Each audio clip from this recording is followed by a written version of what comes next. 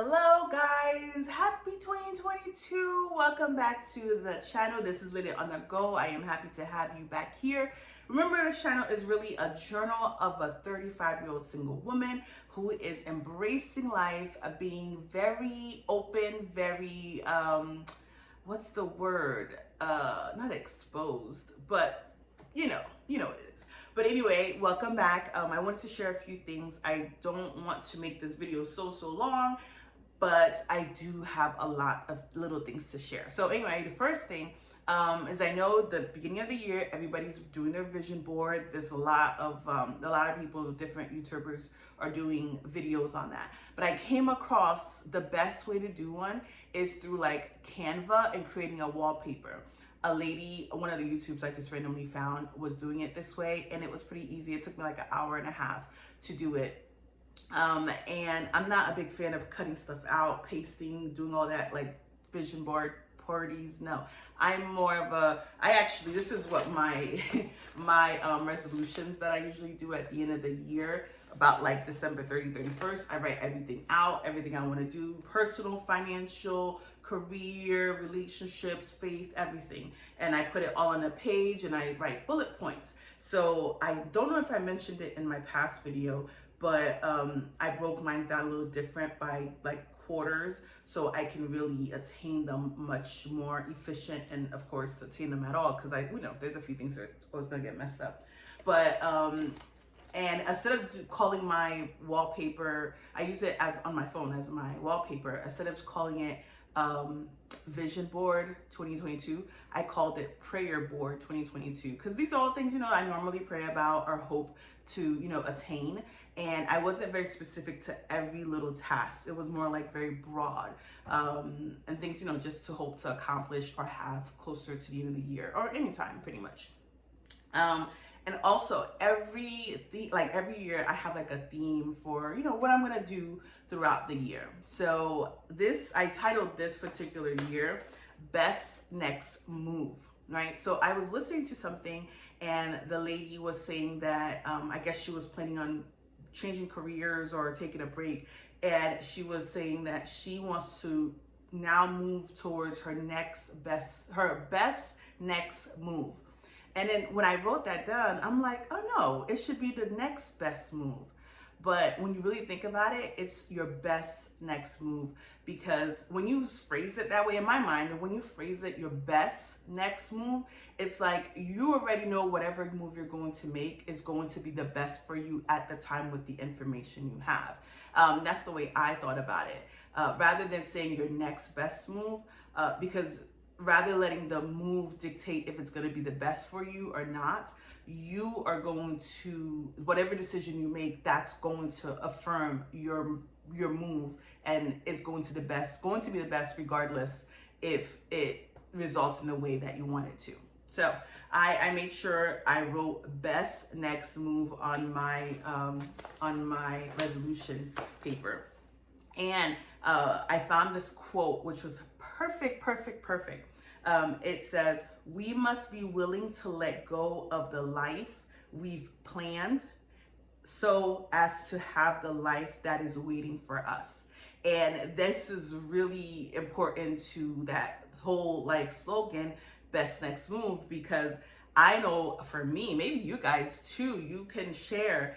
I tend to plan everything out to the T, and then get ready for that, the disappointment or the failure or something just not working out.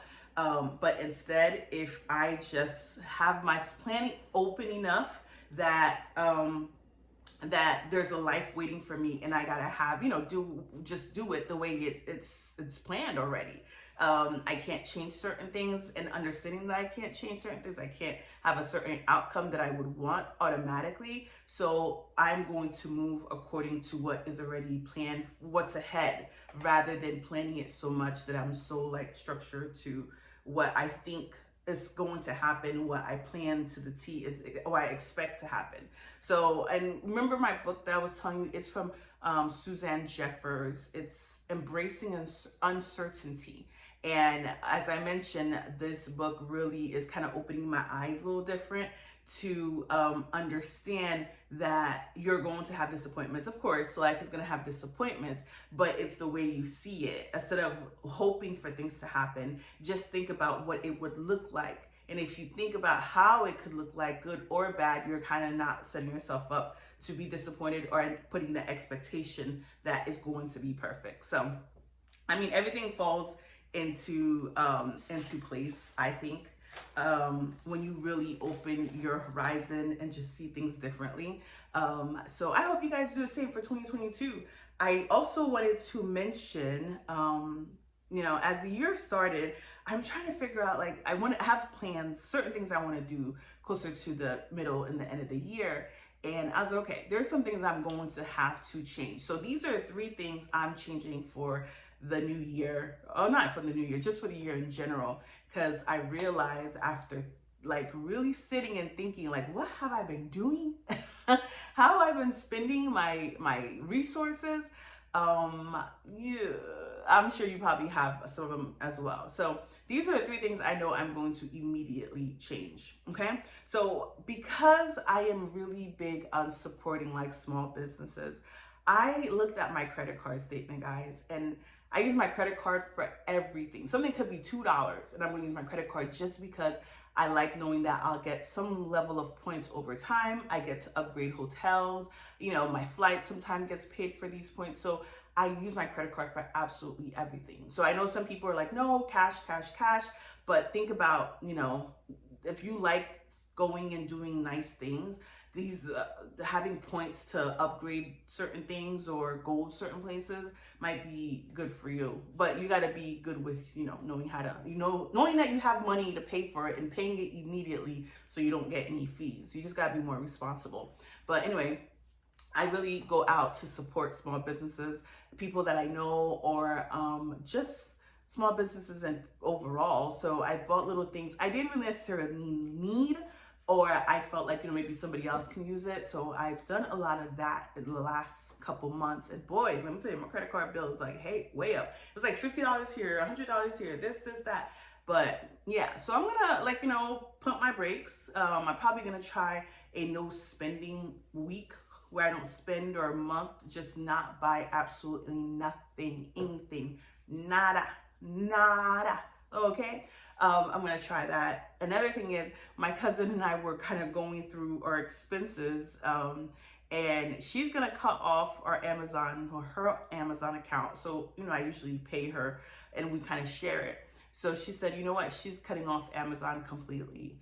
And I was like, oh. So yeah, which I guess, I mean, if I don't have Amazon, I won't be quick to go look to order something. And the fact that it delivers to my house makes it very convenient. Now I'll just have to like buy it somewhere and then actually have to drive to go pick it up.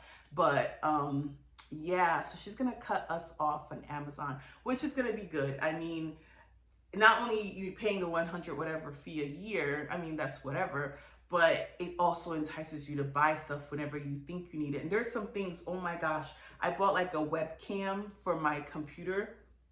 It's still sitting here, never been opened. Little lights for under my cabinets, sitting here, never been opened. So many things I've bought, never been opened. So I guess that's a good thing that she's cutting off our Amazon account.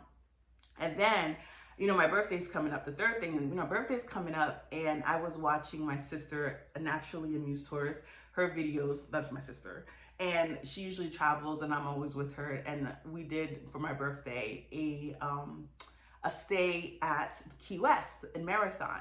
And if you watch Married at First Sight, this recent season, they went to Key West, and that hotel, Illa Bella, that's where my sister and I stayed for my birthday. It was so pretty. It was so nice. It's like, it's beautiful, it's clean, it's white, it's just gorgeous. And I was watching her video, and I was like, oh, in my mind, I was like, maybe I should go on a weekend trip, a 2-night stay or something. But I said, you know what, Shirley, no, you have to stop making purchases on small things and just wait to do a bigger trip. So instead of doing like little hotel stays for the weekend, Fort Lauderdale, you know, something local, I am just going to save the money, put the $300-400 aside and create a bigger trip somewhere not overseas, I guess, you know, over the water or something. South America is probably inexpensive. Colombia, Costa Rica, somewhere like that. And I really want to do a solo trip. Because my sister's going to be working, my cousin's going to be working. Those are the only two people I know that when I travel with them, they're going to do whatever I want, whatever I say or whatever I plan. So since they're not going to be available and I want to go somewhere, I want to go sit like in the countryside and just think and just write and just be creative to get some work done. But also, you know, go to party, go nightlife, just little things. So sorry. Yeah, I'm gonna see. So I am not going to do like little small trips. You know, this is the perfect time. I wish I had a man. They'd be like, oh, it's your birthday. Let's go and celebrate for the weekend. But yeah, but anyway, we'll see what happens. But I'm definitely going to not try to not book anything for my birthday weekend. I'm going to stay home or, you know, stay local, or maybe go out with some friends for like brunch or something. I don't think I want to do it at my house. I wanted to invite people over, but I really don't want to go through the hassle. I want to relax, even though I relaxed the whole Christmas break, but I want to relax again. I'm aging. My body needs a rest. My body needs a rest. So before this thing cuts me off, what did I want to say? Thank you to my cousin who did my hair, guys. It was a struggle because I really came to Georgia and my hair was looking a hot mess, you know, and she didn't want to do it, but I'm so happy she did. So this is my birthday gift. And for some reason, I feel like my scalp is already getting like itchy and dandruff and stuff. But I'm thinking that I need to start soaking the braiding hair in some vinegar or whatever before I braid, because I've seen people say that. So we'll try that out. And I have a couple dates this weekend. Actually just two. So yeah, we'll see how that goes. Maybe I'll, you know, give you guys a follow-up. And remember that guy, before this cuts off, if it cuts off, I'm sorry, but remember that guy that I told you that I went out with, and yeah, he reached back out to me. So he still texts me like happy, you know, he's like, hey sweetie, hey hon. Like he'll text me and I have not responded. And then he'll text me happy Thanksgiving, Merry Christmas. And I'm like, okay, my sister told me don't respond, he'll get the point. And I didn't want to do that. And every time I'm saying, okay, Shirley, Lily, just go ahead and respond back and just say,